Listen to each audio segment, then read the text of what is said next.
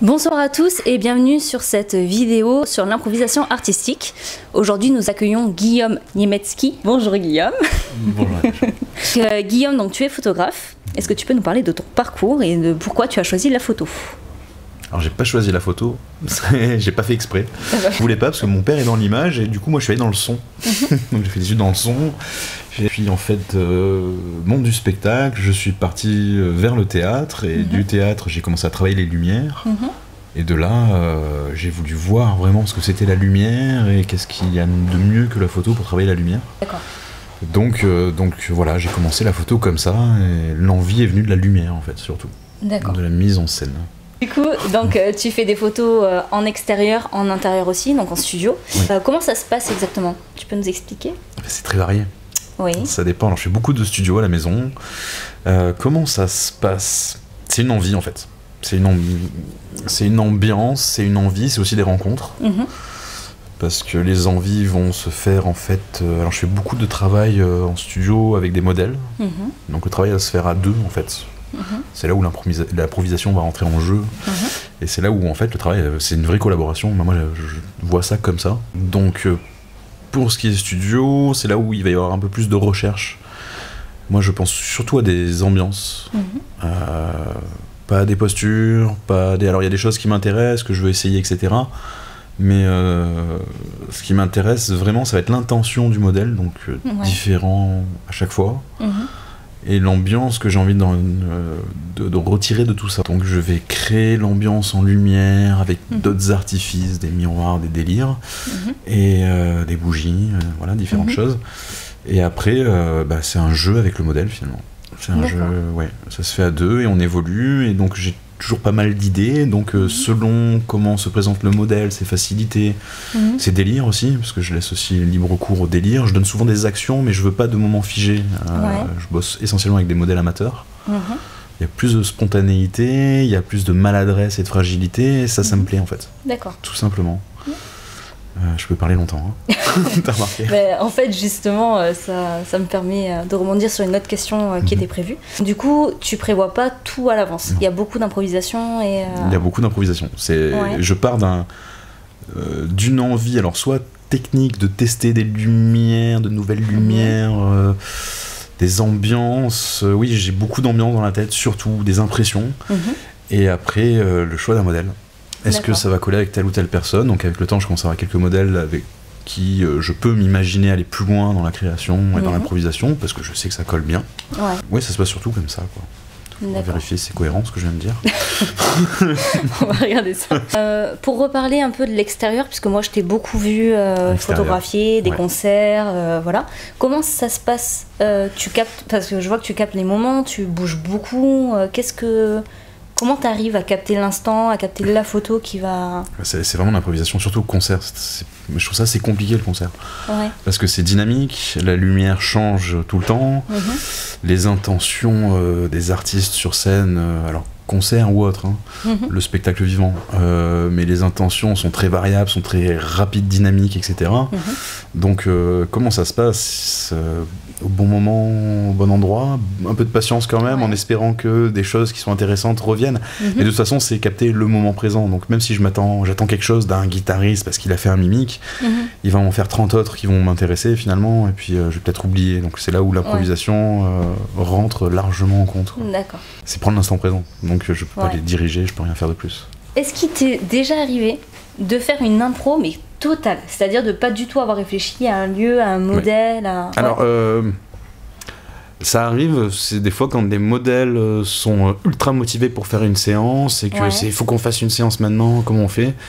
Et là, on prend les moyens du bord. La pression pour faire... Il y en a, mais il y a des gens avec qui ça se passe super bien. C'est des moments extraordinaires. Donc du coup, quand la personne est dispo et a envie, parce qu'il faut que ça vienne d'une envie, on peut pas le faire sans. Bien sûr. Moi j'ai assez souvent envie, la photo c'est beaucoup dans ma tête.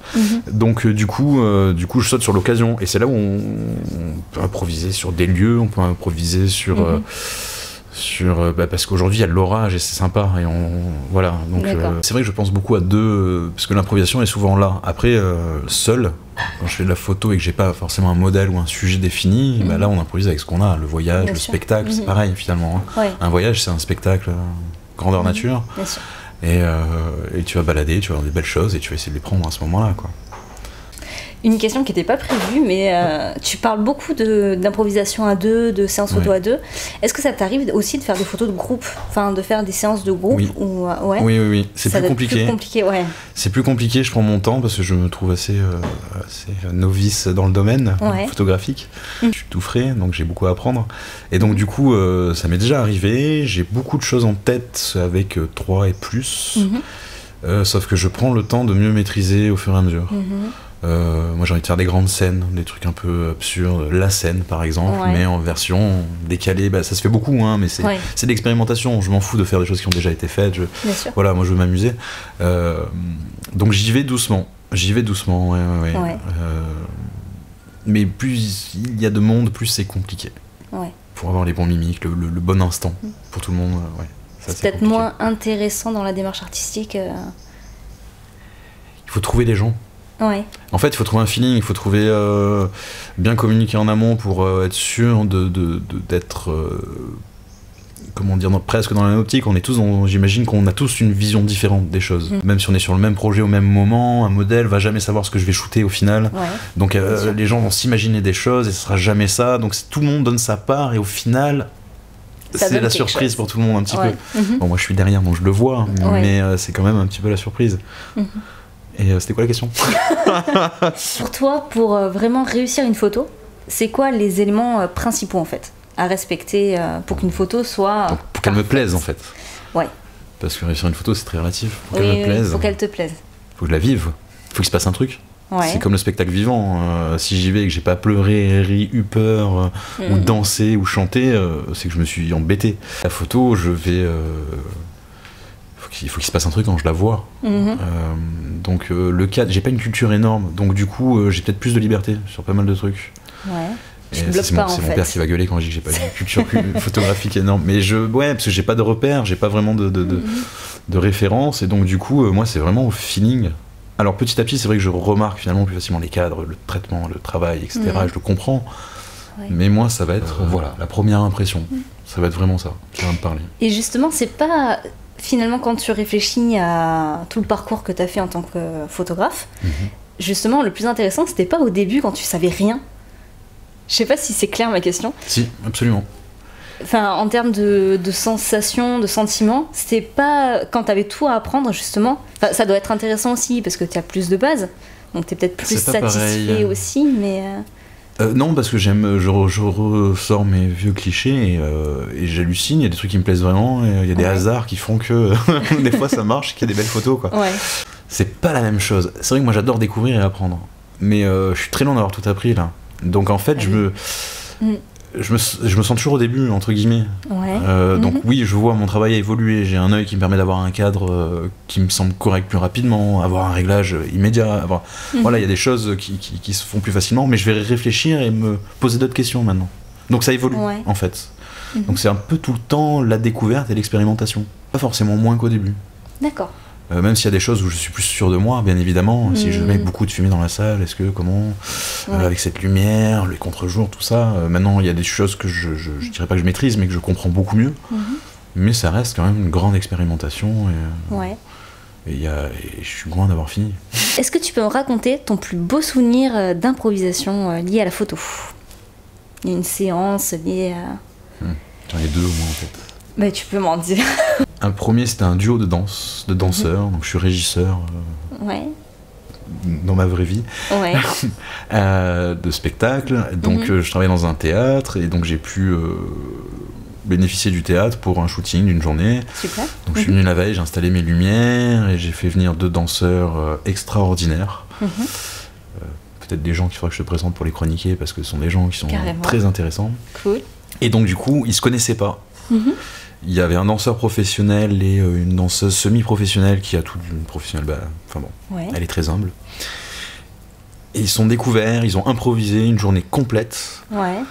Et ils m'ont donné des choses extrêmement rares, parce qu'ils étaient tous les deux vraiment dans l'idée, dans le sujet, dans le projet. Ils se sont apportés avec légèreté, avec bienfaisance, ça a été magique. Et donc moi je suis la tierce personne, finalement le voyeur qui va prendre les photos, essayer d'arrêter des instants. Et il y a des instants où ces deux personnes ne faisaient qu'un, où il se passait vraiment quelque chose. Et surtout, surtout au vu de la difficulté de ce que je leur ai demandé, parce qu'ils se connaissaient pas, ils ont improvisé, ils m'ont demandé de choisir les musiques au dernier moment. Je dirais qu'en parlant que DJ, c'est pas possible, là, pour des danseurs, bon. Et ça s'est très bien passé, ça a été remarquable en émotion, et eux, ce qu'ils ont pu s'échanger, j'en avais les poils hérissés, quoi. Ça se vivait, vraiment. Cool. Et ça, c'était donc extraordinaire. Normalement, c'est moi qui veux jamais m'arrêter. Là, c'est moi qui devais les arrêter à minuit après avoir commencé à 9h du matin. En leur disant, on peut plus, là, on est tous fatigués. Voilà, donc ça, c'était extraordinaire. Une autre séance photo où c'est une personne handicapée à 80% qui m'a contacté, qui a vu des photos que j'ai eu fait avec une amie qui pose pour moi, qui a trouvé ça beau, intéressant, et qui a besoin de sortir un peu de son handicap et de se voir un peu plus femme finalement. Et donc on a fait une séance, et cette personne aussi, ce qu'elle a pu me donner à ce moment-là, c'était assez exceptionnel et puissant. Handicapé à 80%, c'est-à-dire c'est une personne en fauteuil roulant, c'est une personne qui n'a pas l'usage de ses jambes, qui a ses jambes atrophiées, en fait, qui n'a pas de muscles. D'accord. Et c'est une belle personne à tous les points de vue, mais c'est vrai que des fois, y a des choses dans la vie qui font qu'on peut douter de soi, et qu'on a besoin de ce qu'on appelle l'art-thérapie finalement. Bien sûr. Donc ça rejoint bien le sujet. Et voilà, est-ce que cette personne, la confiance qu'elle a pu me donner et l'échange qu'on a eu, c'est assez inestimable, je trouve. Alors faut pas qu'elle écoute ça parce qu'elle a pas encore les photos, je lui ai promis de l'envoyer ce week-end. Mais même sans résultat, il y a eu un truc. Juste la séance sans résultat, c'était puissant, riche d'expérience. Et tu l'as senti à l'aise, tu l'as senti vivre cette expérience. Oui, il faut toujours le temps de se débloquer, mais on a beaucoup discuté avant, on a beaucoup échangé avant. J'imagine que c'est un cadeau un petit peu qu'elle m'a fait.